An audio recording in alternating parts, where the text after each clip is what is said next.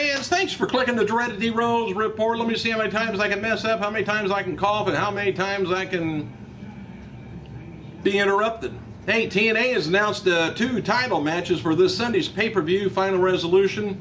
If you guys get the pay-per-views, I never did hear, really anything from anybody on how they are, whether it's worth their money or not. Anyway, it's going to be Austin Aries taking on, defending the X Division Championship against Tyson Kidd, while Robbie E is going to be defending the TV Championship against Eric Young. So here's the way the card kind of shapes up. World Heavyweight Champion, a 30-minute Iron Man match. AJ Styles taking on Bobby Roode. Steel Cage match. King of the Mountain Jeff Jarrett taking on the charismatic Enigma Jeff Hardy. Karen Jarrett's going to be handcuffed to Sting at ringside. WWE Women's Knockout Championship match going to be Mickie James taking on Gail Kim. World Tag Team title match going to be Matt Morgan and Crimson taking on Pope D'Angelo De Niro and Devon.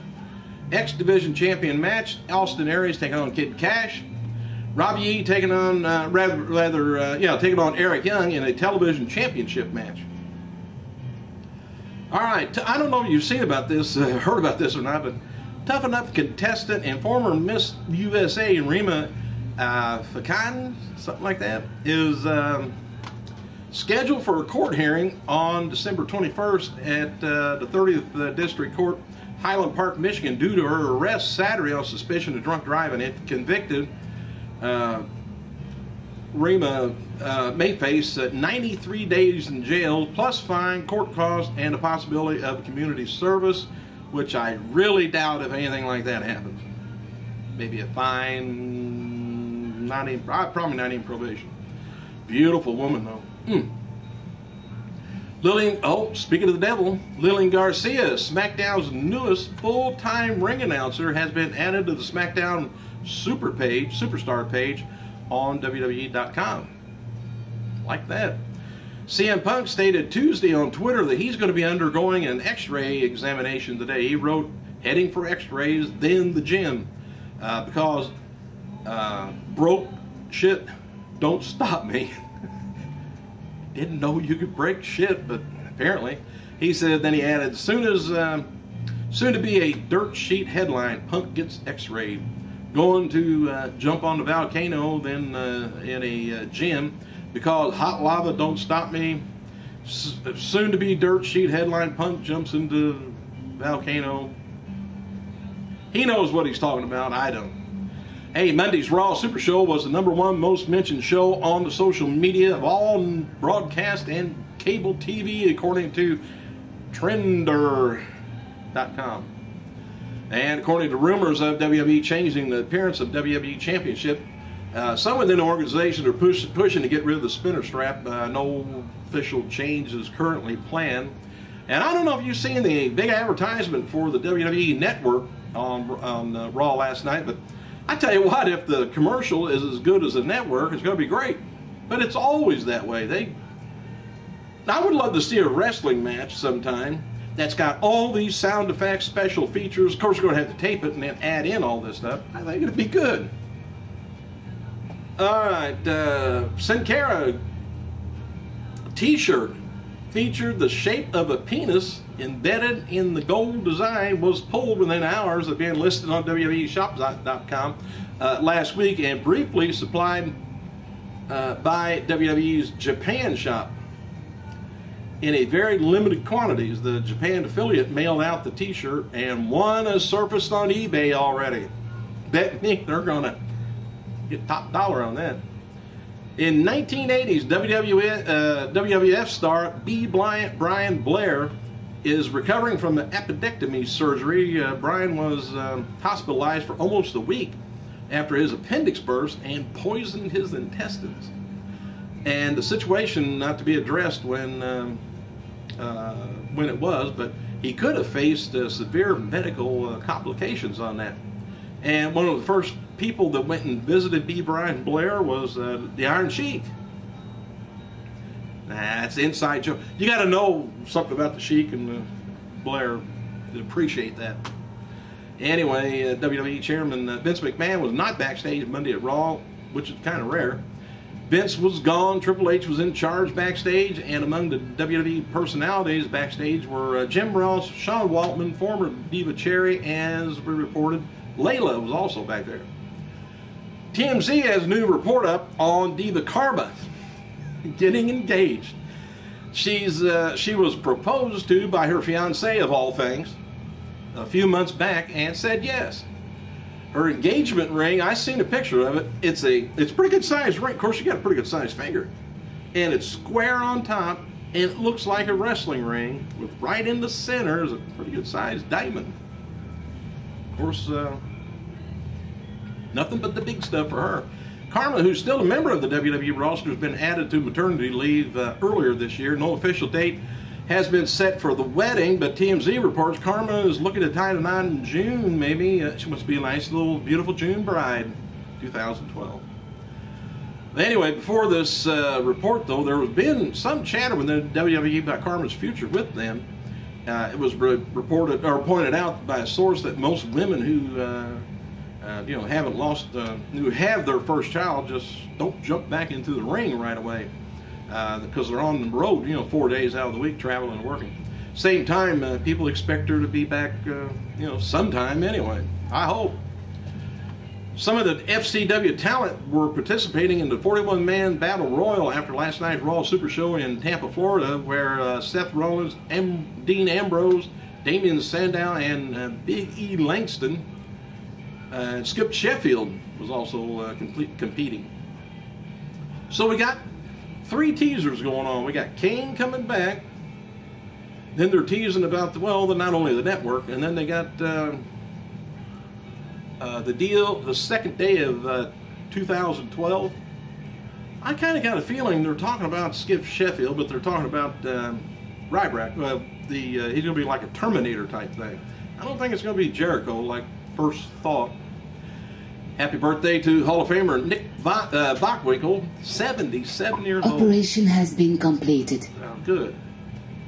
So, I didn't realize he was that old. But anyway, on this day, I thought you might be interested in this. In 2003, the wrestling world lost a former WCW and TNA wrestler, Jerry Malice the Wall Tuite. T-U-I-T-E. Anyway, he was only 35 years old, which he was mainly known by the Wall in WCW. Anyway, in WCW 1999, he was there until it closed in 2001. Although his contract was taken on by WWF, he didn't stay long and then joined TNA as Malice. And he was a solid performer, solid upper card, let's say, contender. Although, again, he didn't stay for long, and he preferred going to Japan because there's big money over there to be made. And it was in Japan where he was found dead. He died of a heart attack of unknown causes, though he was known to have drug problems earlier in his career. And could have most likely played a factor in that, but never really come out with an actual cause of death, other than a heart attack. Also, birthdays yesterday, I think I might have... Larry Zbyszko's 70, NWA Adrian Street, 71 years old, can't believe that. One-time WWF PW Tag Champion, Dynamite Kid, 53. Also, this would have been the day of Chris Tolos, 82. He was a WWF United States Tag Champion. So anyway, what happened after Raw? Well, Dolph Ziggler won the 41-man Battle Royal. Participants all came down to the Raw of Fame, and it was most of the roster that was there and FCW people. Justin Roberts didn't know a few of the guys' names, so he just skipped them. Participants include, of course, Skip Sheffield, Husky Harris, and Richie Steamboat. CM Punk beat Ziggler in a title match that went about 5 minutes with GTS. Punk celebrated with the fans to close the show. Zack Ryder and Dolph versus Dolph Ziggler for the WWE title, United States title, has been confirmed for the TLC pay-per-view. Chair stipulation is to be expected to be added to the World Heavyweight title. And here's kind of the card for right now. On TLC, it's going to be Alberto Del Rio versus The Miz versus CM Punk. Triple threat TLC. World Heavyweight title match is going to be Big Show, Mark Henry. Ladder match, Kevin Nash versus Triple H. Sledgehammer is going to be hanging above the ring. And with the Big Show and Mark Henry match, I'm sure it's not going to be a ladder match. They couldn't hold them. WWE US title match could be Ryder versus Ziggler. Other matches possible for the card could be Randy Orton versus Wade Barrett, Cody Rhodes taking on Booker T, and a Diva title match. WWE terms trending on Twitter last night during Raw. I ain't even going to tell you. That's the most silliest thing I've seen. Tonight's, no offense, Twitter. Tonight's WWE SmackDown and NXT taping is going to be from Jacksonville Veteran Memorial Arena. Operation has been completed. Oh, thank you.